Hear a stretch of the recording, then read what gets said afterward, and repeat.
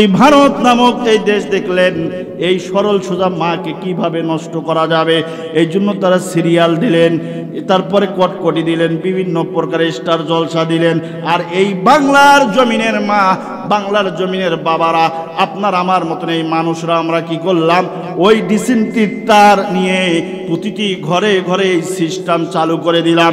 ভারত যদি ওই মহাদেশের মধ্য থেকে ওই সকাল এবং সন্ধ্যা উলু উলু শব্দটা করে, ওই তারের মধ্যে দিয়ে দেখবেন অনেক আল্লাহর বান্দারা আছে। শহরে আমি বসবাস করি, আমি অনেক সময় লক্ষ্য করে দেখেছি ফজরের আজান হচ্ছে তবু কিন্তু টিভি চলতেছে। আর এই পাকে যারা আল্লাহর ওলিরা আছে ঘুমে বিভোর হয়ে গিয়েছে। এরকম শত শত আপনারা যদি ট্রাই করেন, লক্ষ্য করেন, দেখবেন এরকম শত শত বাড়ি আছে কি না জোরে বলেন। টিভি ছেড়ে দিছে, দেখতে দেখতে দেখতে ওরা ঘুমিয়ে গেছে, এদিকে টেলিভিশন চলতে আছে। কথা বলেন ঠিক কিনা? আল্লাহ রাব্বুল আলামিন বলেন তোমাদের জন্য দুইটা সময় এমন মূল্যবান, এই দুইটা সময় এমন কি ফজরে যখন সুবহে সাদ এরকম শব্দ করে, আসলে সেই ডাক দেয় না, সে বলে সুবহুন কুদ্দুসুন রব্বানা ওয়া রাব্বুল মালাইক। এই মুরুখটা পর্যন্ত আল্লাহর প্রশংসা গায়।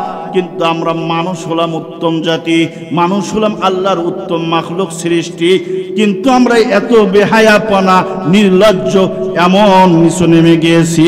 ওই হিন্দুরা উলু উলু বলে, ওখান থেকে মুসলমানের ঘরে বাজে কি বাজে না? কথা বলেন ঠিক কি না? এটা আছে কি না? ও আমার বন্ধুগণ, তাই শুধু নয়, আগে শুনছিলাম থাই পিস, তারপরে শুনলাম 3 পিস হয়ে গেছে, তারপরে শুনলাম 2 পিস হয়ে গেছে, এরপরে দেখি 1 পিস হয়ে গেছে। আরো দুঃখজনক সত্যরে বন্ধু, যে নারীকে দেখলে আপনার আকর্ষণ হবে, যে নারীকে দেখলে আপনার কামভাব তৈরি হবে, যে নারীকে দেখলে আপনার যৌন উত্তেজনা জাগবে, ওই সময় তো নারীকে কি বলা হয়েছে? সংযত হও, তুমি নারী, তুমি পর্দার বিধান মানো, পর্দার ভেতরে থাকো।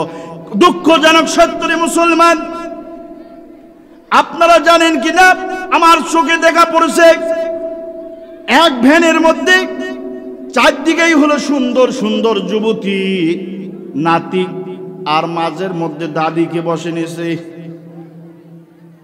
এই নাতিগুলার অবস্থা বুঝি নিয়েন। আর যে মধ্যবর্তী মধ্যস্থানে যে নারীকে বসানো হয়েছে, ওই নারীর বয়স হয়ে গেছে 60-70 বছর পার হয়ে গেছে। বলেন তো জীবন যৌবনের আছে? হ্যাঁ, আচ্ছা, আপনার ওই যে মিষ্টির দোকানে যদি মিষ্টি থাকলে সে মাসি যাবে। কথা বলেন ঠিক কিনা? আপনার যে নারী, আপনাকে দেখে যদি আমার কোনো কিছুই না হয়, কাম ভাবনা না হয়, ওর কাছে কি পর্দা? আমি মনে করি পর্দা মানা ফরজ, আল্লাহর বিধান মানবে। তবে তার যদি 60% হয়, তার নাতিগুলার 100% পর্দা করার দরকার ছিল। কথা বলেন ঠিক কিনা? কিন্তু ইসলামে আমরা এমন করে ফেলেছি, ডিজিটাল করে ফেলেছি, এমন হয়েছে দেখা যায় এমন সুশিক্ষিত মহল যারা আছে, টেলিভিশনকে খারাপ বলবো না, টেলিভিশন যদি আপনি কি করেন, ভালোভাবে ব্যবহার করেন, সেখান থেকে অনেক কিছু আপনি শিক্ষা নিতে পারেন, আমি ওটাকে খারাপ বলবো না। তবে ওখানে দেখে যদি আপনি বিভিন্ন প্রকারের বেহায়াপনা, উলঙ্গপনা, নেগেটিভ সেন্স নিয়ে ওখান থেকে যদি আপনার ভিডিও দেখেন, তাহলে ওটা আপনার আমার জন্য কি ভালো? অবশ্যই ভালো না।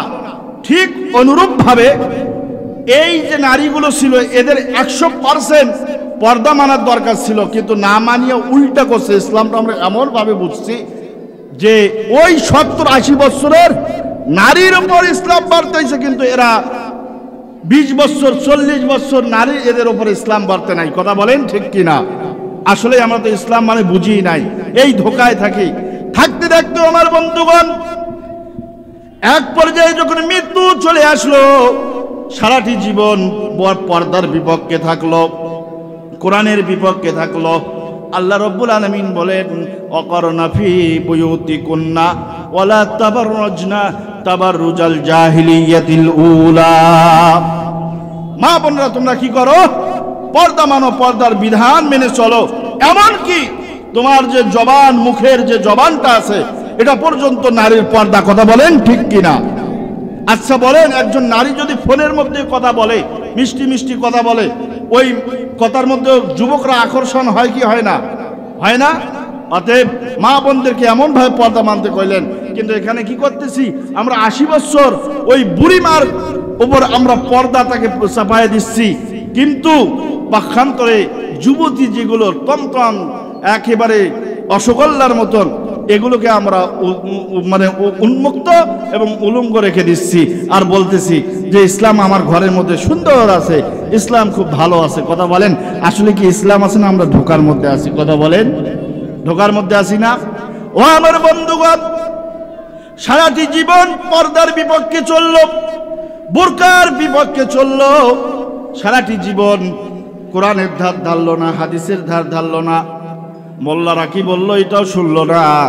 কিন্তু শেষ পর্যায়ে যখন মৃত্যুবরণ করলো, ওই এমনভাবে নারীদের জন্য, ছেলেদের জন্য হলো 3 কাপড়, আর মা বোনদের জন্য হলো কয় কাপড়? জোরে বলেন।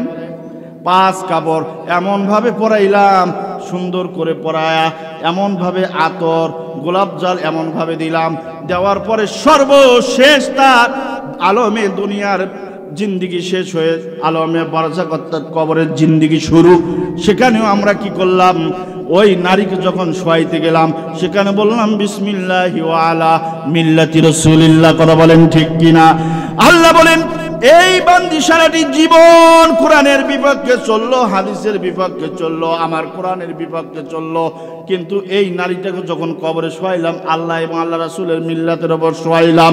বলেন তো বাটপারি করলাম, এক মানে এমন বাটপারি করলাম তার শেষ পর্যায়েও, যেটা দেখা আল্লাহর সঙ্গে বাটপারি করলাম কি করলাম না? কথা বলেন। ঠিক অনুরূপ ভাবে আল্লাহ বলেন ইখাদিউন আল্লাহ, কি করেন এরা? আমি আল্লাহকে ধোঁকা দিতে চাই, ওয়াল্লাযীনা আমানু, মুমিনদেরকেও ধোঁকা দিতে চাই। ও আমার বন্ধুগণ, এই ধোঁকার ভেতরে যদি আমরা থেকে থাকি, এই ধোঁকার থেকে আমরা বাইর হয়ে আল্লাহ যেন আমাদেরকে লা তামুতুন্না ইল্লা ওয়া আনতুম মুসলিমুন, মুসলমান না হয়ে মৃত্যুবরণ করতে মানা করেছি। আল্লাহ যেন আমাদেরকে পরিপূর্ণ মুসলমান বানান। সকলে বলেন আমিন। ও আমার বন্ধুগণ, আসুন একটু সামনের দিকে চলি। আমি বলতে চেয়েছিলাম যে গুনাহ এমন পর্যায়ে আমাদের এমন কিছু হয়ে গিয়েছে, গুনাহ করতে করতে গুনাহ কোনটা ভালো, কোনটা ন্যায়, কোনটা অন্যায়, কোনটা এটার পার্থক্যই ভুলে গেছি। কথা বলেন ঠিক কিনা?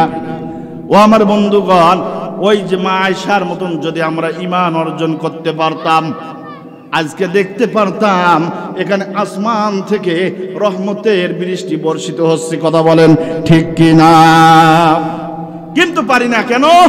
রং বাজনা টিভি এখন মহাবাড়ির মতো মুসলমানের ঘরে ঘরে চলছে অবিরতন। রং বাজনা টিভি দেখা জিনার মতো পাপ, ও সব কাজে লিপ্ত হলে বসবে অভিশাপ। শরীর যেমন নষ্ট করে জক্কা এবং টিভি, ঈমান আমল নষ্ট করে দেখলে তেমন টিভি। ডায়াবেটিস রোগের দরে মিষ্টি যেমন ক্ষতি, এর চেয়ে হবে অতি দেখলে তেমন টিভি। চিৎকার মেরে বলেন মারহাবা।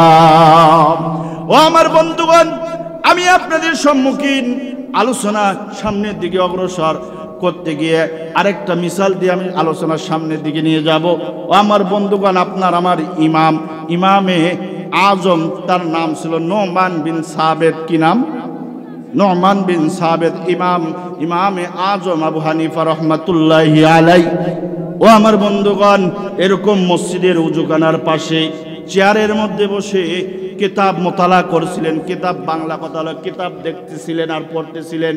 এমন তো পর্যায়ে দেখতে পারলেন একজন চোর বেচারা আল্লাহর ওলি ইমামে আজম আবু হানিফা রহমাতুল্লাহি আলাইহির সামনে এসে উজু করে ওই চোর বেটা মসজিদের মধ্যে নামাজের জন্য মসজিদের দরজার মধ্যে ঢুকতেছেন। এমন তো পর্যায়ে আল্লাহর ওলি নোমান বিন সাবেত ইমামে আজম আবু হানিফা রহমাতুল্লাহি আলাইহি ডাক দিলেন, এ বচ্চ, এ বাবা, একটু তুমি এদিকে আসো।